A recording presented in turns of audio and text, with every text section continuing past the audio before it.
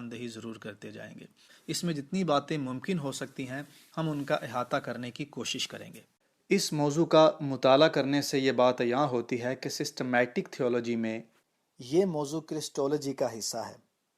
یعنی جب ہم ابن خدا کی آمد کی بات کرتے ہیں تو کرسٹولوجی میں یہ خاص حصہ ہے، علمی طور پر یہ خاص ایک علم ہے جس کے متعلق ہم گفتگو کرتے ہیں۔ کرسٹولوجی مطلب ایسا علم، ایسی معلومات، ایسا نالج جو کرائسٹ سے تعلق رکھتا ہے، مسیح سے تعلق رکھتا ہے۔ اردو میں ہم کرسٹولوجی کے لیے علم المسیح کی اصطلاح استعمال کرتے ہیں۔ تقریباً تمام ہی مسیح حلقوں میں اس ٹرمنالوجی کا استعمال کثرت سے کیا جاتا ہے، اور مسیح کے بارے میں جاننا، گفتگو کرنا، اس کی شخصیت، اس کی ہستی، اس کی ذات کے متعلق معلومات، تحقیق، تفتیش کرنا، اس پر بحث کرنا، بات چیت کرنا کرسٹولوجی کے احاطے میں آتا ہے۔ کرسٹولوجی یا علم المسیح کو علماء کرام دو حصوں میں تقسیم کرتے ہیں یا دو زاویوں سے بیان فرماتے ہیں، یعنی لوئر کرسٹولوجی اور ہائی کرسٹولوجی۔ لوئر کرسٹولوجی جس میں عام اور محدود طریقہ کار سے مسیح کی شخصیت، اس کی ہستی، اس کی ذات کے متعلق مطالعہ کیا جاتا ہے، اور لوئر کرسٹولوجی میں ضروری نہیں کہ ان اصطلاحات کو زیر بحث لایا جائے جو الہیاتی پہلو سے پہچانی جاتی ہیں۔ اس میں خاص طور پر جو موضوع زیر بحث آتے ہیں جو مسیح کی ذات کے ساتھ تعلق رکھتے ہیں، ان میں آپ کا مسیح ہونا یا مسیح ہونا، استاد یا ربی ہونا، نبی، پیشوا، سردار کاہن، نجات دہندہ، مالک، آقا، بادشاہ، چرواہا، یہ سارے وہ پہلو ہیں جو لوئر کرسٹولوجی میں زیر بحث آتے ہیں۔ اور اسی طرح سے ہائی کرسٹولوجی، اس میں لازمی ہے کہ مسیح یسوع کی شخصیت کے حوالے سے ان اصطلاحات کا تعین کیا جاتا ہے اور ان پر بحث کی جاتی ہے جو لامحدود معنی دیتی ہیں، جن میں آپ کی ربوبیت، آپ کی الوہیت دکھائی دیتی ہے، ان کو اس حصے میں زیر بحث لایا جاتا ہے اور وہ ہائی کرسٹولوجی میں شامل ہیں۔ مثال کے طور پر اس میں آپ کے ابن خدا ہونے پر یا ابن اللہ ہونے پر بحث کی جاتی ہے، جس میں لوگوس کی اصطلاح کو زیر بحث لایا جاتا ہے۔ آپ کے خدا ہونے کو اردو بولنے والے خداوند کی اصطلاح اس کے لیے زیادہ استعمال کرتے ہیں، ہم اس کے لیے رب تعالیٰ زیادہ استعمال کرتے ہیں، یا آپ کی پروردگاری کے حوالے سے جو باتیں شامل ہیں وہ ہائی کرسٹولوجی میں آتی ہیں۔ اور اسی تعلق سے ہم نے جس موضوع کا انتخاب کیا ہے یعنی ابن اللہ کی آمد، یہ پورے طور پر ہائی کرسٹولوجی کا حصہ ہے۔ لیکن اس سے یہ تاثر بالکل نہ لیا جائے کہ اگر کسی موقع پر کوئی مسیحی استاد، پریچر یا پیغمبر اگر مسیح یسوع کی پہچان کے حوالے سے یا اس کی ذات پر، اس کی شخصیت پر بات کرتے ہوئے مسیح یسوع کو بطور استاد، نبی، سردار کاہن، بادشاہ، نجات دہندہ، پیشوا یا چرواہا پیش کر رہا ہے، تو اس کا یہ مطلب نہ لیا جائے کہ وہ استاد، وہ پریچر، وہ پیغمبر مسیح یسوع کو بطور خدا قبول نہیں کرتا یا اس کی الوہیت کا انکار کرتا ہے۔ ایسا قطعاً نہیں، کیونکہ تمام وہ مسیحی علماء کرام جو تثلیث پر یقین رکھتے ہیں اور مسیح یسوع کو آسمانی خدا باپ کا ازلی بیٹا تسلیم کرتے ہیں، وہ کسی بھی طرح سے مسیح یسوع کی الوہیت کا انکار نہیں کرتے۔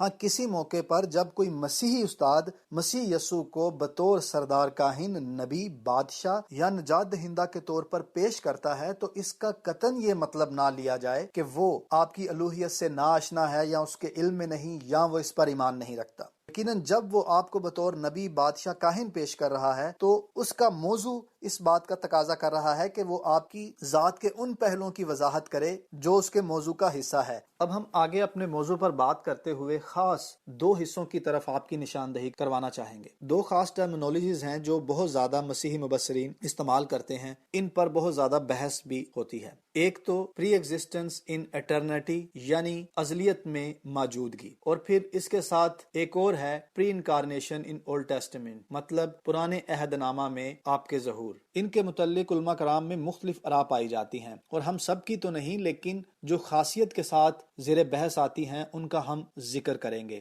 اور کوشش کریں گے کہ تھوڑی تھوڑی وضاحت کے ساتھ آپ کے سامنے ان خاص خیالات کو پیش کریں جو آپ کی پری ایگزسٹنس ان ایٹرنیٹی یعنی ازلیت میں موجودگی اور پری انکارنیشن ان اولڈ ٹیسٹمنٹ مطلب پرانے عہد نامہ میں آپ کے ظہور کے متعلق موجود ہیں۔ ان خیالات کو آپ کی خدمت میں عرض کریں گے۔ ابن اللہ کے اس دنیا میں ظاہر ہونے کو بہتر طور پر سمجھنے کے لیے بہت ہی ضروری ہے کہ ابن خدا کے ازلی ہونے کے متعلق جانا جائے، کیونکہ اس کے بغیر خدا کے بیٹے کی دنیا میں آمد کو سمجھنا بہت ہی کمزور ہوگا۔ اس میں سب سے پہلے دیکھتے ہیں ازلیت میں ابن خدا کی موجودگی کو کس کس طرح سے دیکھا اور سمجھا گیا ہے۔ مسیحی علماء کرام کے درمیان ابن خدا کی ازلی موجودگی کے حوالے سے جو زیادہ مقبول نظریہ ہے وہ ہے اٹرنل سنشپ، یعنی ازلی ابنیت یا ازلی فرزندیت۔ اس نظریے کا اظہار کرنے والے کہتے ہیں کہ تثلیث کا دوسرا رکن بیٹا ازل سے ہی باپ کے ساتھ موجود ہے اور فرزندیت کی حیثیت میں یا بیٹے کے طور پر باپ کے ساتھ موجود ہے۔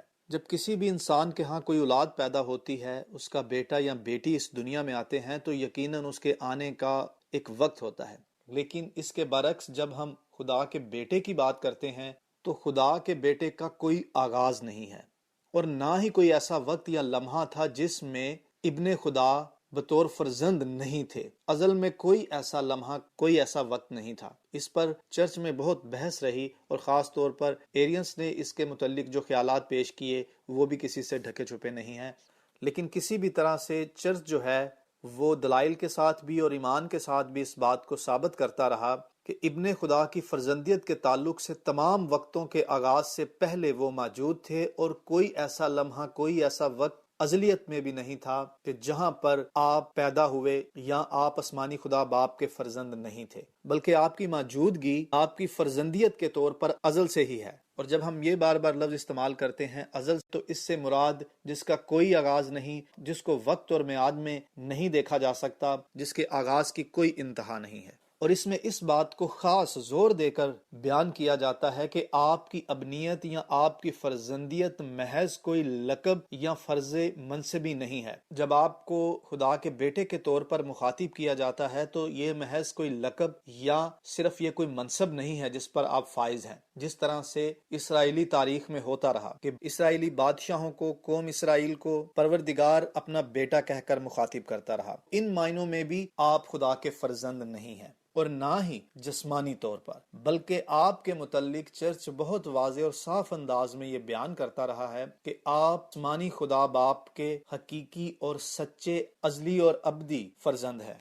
اور یہ بات اس لیے کہی گئی کہ بہت سارے لوگوں نے کہا کہ مسیح یسوع خدا کے بیٹے کے طور پر محض ایک لقب کے طور پر استعمال ہوتا ہے اور خدا کا بیٹا ایک منصب ہے جو کسی خاص موقع پر تاریخ کے کسی حصے میں آسمانی خدا باپ نے مسیح یسوع کو عطا کیا اور یہ ذمہ داری اسے دی کہ وہ بطور اس کا فرزند ہو کر اپنی ذمہ داریوں کو پورا کرے۔ لیکن متفقہ طور پر علماء کرام کی اکثریت نے اس بات کو مکمل طور پر مسترد کیا کہ مسیح یسوع تاریخ کے کسی نہ کسی مقام پر بیٹا بن کر آیا، پیدائش کے وقت پر یا استباغ لیتے ہوئے، جی اٹھنے کے وقت یا آسمان پر اٹھائے جانے کے بعد۔ اکثریت علماء کرام کی اس رائے کو تسلیم کرتی ہے کہ ایسا بالکل نہیں، بلکہ آپ ازل سے ہی بیٹے کی حیثیت کے طور پر آسمانی خدا باپ کے ساتھ موجود ہیں۔ اور جب ہم تثلیث فی التوحید پر ایمان کا اظہار کرتے ہیں تو یہ اس بات کا ثبوت ہے کہ خدا اپنی ازلی حیثیت میں اسی طور پر موجود تھا، یعنی خدا باپ، بیٹا اور روح القدس، یہ تینوں تثلیث فی التوحید کے رکن کے طور پر پہچانے جاتے ہیں اور خدا اپنی اسی حیثیت میں ازل سے موجود ہے۔ بیٹا بیٹے کے طور پر ازل سے موجود ہے اور آسمانی خدا باپ باپ ہونے کے ناطے ازل سے موجود ہے، اور روح القدس تیسرے رکن کے طور پر ازل سے ہی اسی حالت میں موجود ہے۔ ایسا نہیں کہ تاریخ کے کسی حصے میں ہوا کہ خدا نے اپنے آپ کو بطور باپ کے انسانوں پر ظاہر کیا اور پھر اس نے اپنے کلمے کو اس دنیا میں بھیجا اور اسے بیٹا کہہ دیا، اور پھر اس کے بعد ایک وقت آیا کہ وہی خدا روح القدس کے طور پر اس زمین پر کام کرنے لگا۔ اس طرح کے اور ملتے جلتے بہت سارے خیالات ہیں جن کو پوری طرح سے تثلیث فی التوحید کے ماننے والوں نے مسترد کیا ہے۔ وہ علماء کرام جو اس خیال کو پیش کرتے ہیں کہ جب آپ کی اس دنیا میں پیدائش ہوئی، یا آپ کے استباغ کے وقت، یا پھر مردوں میں سے جی اٹھنے کے وقت، یا جب آپ آسمان پر باپ کے پاس چلے گئے، تب ان میں سے کسی موقع پر پروردگار نے آپ کو بیٹے کے طور پر فائز کیا۔ وہ اس بات کا ضرور اقرار کرتے ہیں کہ آپ ازل سے ہی موجود ہیں، لیکن آپ کے ازلی فرزند ہونے کا یہ لوگ انکار کرتے ہیں، لیکن آپ کی وجودی حیثیت کو ازلی طور پر تسلیم کرتے ہیں۔ وہ کس طرح سے، اور اس کی بھی تھوڑی سی ہم نشاندہی ضرور کریں گے۔ اچھا، اس میں ہم ایک بات کی وضاحت کرتے جائیں۔ وہ مبصرین جو اس بات کی نفی کرتے ہیں کہ مسیح یسوع ازلی فرزند نہیں، لیکن وہ آپ کے ازلی ہونے کا اقرار کرتے ہیں پر ازلی فرزندیت کو ماننے کو تیار نہیں، ان کا کہنا ہے کہ فرزندیت کے مرتبے پر فائز ہونے کا ایک وقت ہے، آپ کا بیٹا ہونا ہی اس بات کا ثبوت ہے کہ کسی لمحے یا کسی وقت پر آپ فرزندیت کے درجے پر فائز ہوئے۔ اور اس میں پھر آگے مزید خیالات کی جو ہے وہ وضاحت کرتے ہیں، ان میں سے مزید ڈویژن ہمیں نظر آتی ہے کہ کچھ یہ کہتے ہیں کہ آپ کی پیدائش کے وقت آپ کو فرزند کہہ کر مخاطب کیا گیا اور اس وقت آپ کو اس مرتبے پر فائز کیا گیا، کچھ کا کہنا ہے استباق کے موقع پر، کچھ کا کہنا ہے جب آپ نے سارے کام کو مکمل کر دیا اور مردوں میں سے جی اٹھے اور باپ کی دہنی طرف جا کر بیٹھے تو تب۔ اس میں مختلف آراء پائی جاتی ہیں، لیکن کسی بھی طرح سے یہ علماء کرام جو ہیں، یہ مبصرین یا مفسرین یہ مانتے ہیں کہ آپ ازلی ہیں، آپ ازل سے موجود ہیں۔ ہاں، یہ الگ بحث آگے سے شروع کر دیتے ہیں کہ آپ کی ازل میں کیا حیثیت تھی، کس حیثیت سے آپ موجود تھے، لاگوس کے طور پر، حکمت کے طور پر، یا پھر بطور فرزند پروردگار کے ساتھ موجود تھے۔ کیونکہ وہ علماء کرام جو آپ کی ازلی فرزند ہونے کی نفی کرتے ہیں، وہ کہتے ہیں کہ آپ لاگوس کے طور پر، خدا کی حکمت کے طور پر ازلی حیثیت میں موجود تھے۔ بیٹے کے طور پر آپ تب ظاہر ہوئے جب آپ مقدسہ مریم کے وسیلہ سے پیدا ہوئے یا آپ نے استباق لیا، تب پروردگار نے آپ کو تمام مخلوقات پر ظاہر کر دیا کہ یہ میرا بیٹا ہے جو ازل سے میرے ساتھ ہے۔ بیٹے کی حیثیت میں نہیں، میرے کلمے کے طور پر، میری حکمت کے طور پر، یہ میری کلی حکمت ہے، یہ میرا کلی وجود کا اظہار ہے، یہ پروردگار کے ساتھ بیٹے کے طور پر نہیں بلکہ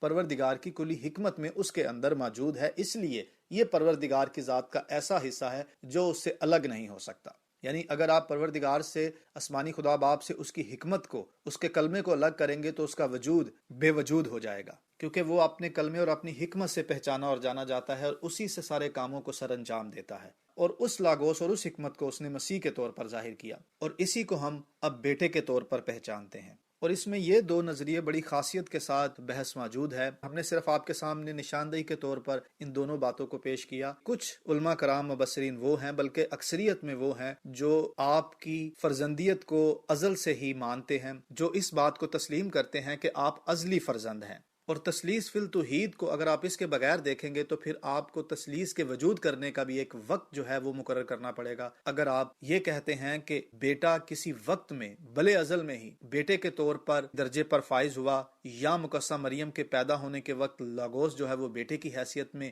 جانا اور پہچانا گیا، تو تثلیث پھر اس طرح سے آپ تسلیم نہیں کر سکتے جس طرح سے بیان کی جاتی ہے۔ اور دوسرے مکتبہ فکر جو ہے وہ بھی تثلیث فی التوحید کا ماننے والا ہے، لیکن وہ اس میں یہ کہتا ہے کہ تثلیث فی التوحید اپنی جگہ پر قائم و دائم ہے، لیکن آپ اسے اس طرح سے نہیں بیان کر سکتے۔ وہ علماء کرام یہ خیال پیش کرتے ہیں کہ تثلیث کا دوسرا رکن یعنی خدا کا کلمہ ازل سے اس کے ساتھ کلمے کے طور پر، اس کی حکمت کے طور پر موجود ہے۔ اس طرح سے مقدسہ مریم سے بشری طور پر اس دنیا میں آنے والا پروردگار کی کلی حکمت اور پورے وجود کا اظہار ہو کر ظاہر ہوتا ہے۔ اور جب وہ بدن جو بشریت میں ہمارے سامنے موجود ہوتا ہے اور وہ خدا تعالیٰ کے بیٹے کے طور پر ظاہر ہوتا ہے، تو ہم جانتے ہیں کہ یہ وہ خدا کی حکمت اور خدا کا کلمہ ہے جو اس دنیا میں وجودی حیثیت کے طور پر ہمارے سامنے موجود ہے، اور یہ خدا کے وجود کا کامل و مکمل اظہار اور مظہر ہے۔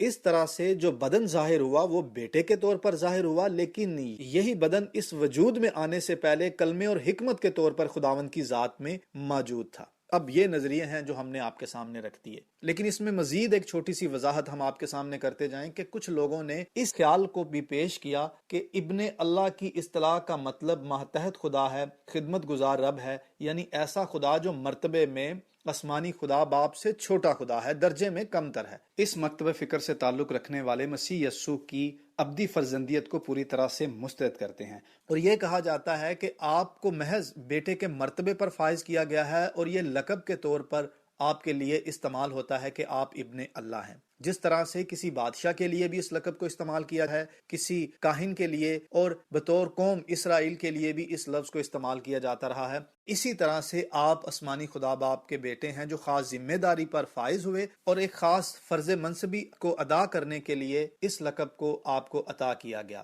آپ ایک چھوٹی مخلوق ہیں جو خدا سے کمتر ہیں لیکن تمام مخلوقات سے اوپر ہیں۔ یعنی حرف عام میں ہم اسے اس طرح سے بیان کر سکتے ہیں کہ خدا اور تمام مخلوقات کے درمیانی ایک خدا ہے جو خدا بھی ہے اور مخلوق بھی ہے۔ خدا ان معنوں میں کہ وہ براہ راست خدا سے خلق ہونے والی پہلی وہ مخلوق ہے جو ازلیت میں خلق ہوئی، اور اس کے بعد باقی جتنی مخلوقات خلق ہوئی وہ اس کے ماتحت کر دی گئی، اور یہ خود ایک ماتحت خدا کے طور پر کام کر رہا ہے، یہ خود ایک چھوٹے خدا کے طور پر، یہ خدمت گزار خدا کے طور پر کام کر رہا ہے۔ تو اس طرح کے خیالات بھی سامنے آئے اور اس طرح کے نظریات آج بھی ہمارے ارد گرد موجود ہیں۔ اس کی دو ہی وجہ ہو سکتی ہیں، یا تو انجانے میں یہ لوگ اس طرح کی تعلیمات پر یقین رکھتے ہیں اور اس کا پرچار کرتے ہیں، اور یا پھر جانتے بوجھتے ہوئے یہ اس کو تسلیم کرتے ہیں اور اس طرح سے ان عقائد پر قائم رہتے ہوئے ایک نئی تعلیم کا آغاز کرتے ہیں۔ لیکن وجہ کوئی بھی ہو، چاہے یہ انجانے میں کرتے ہوں یا جان بوجھ کے کرتے ہوں، جو تثلیث فی التوحید کو بطور ایمان تسلیم کرتے ہیں وہ ان سارے خیالات کو جو اس کے برعکس جاتے ہیں ان کو مسترد کرتے ہیں اور ان کو کلٹس یا بدعات تسلیم کرتے ہیں۔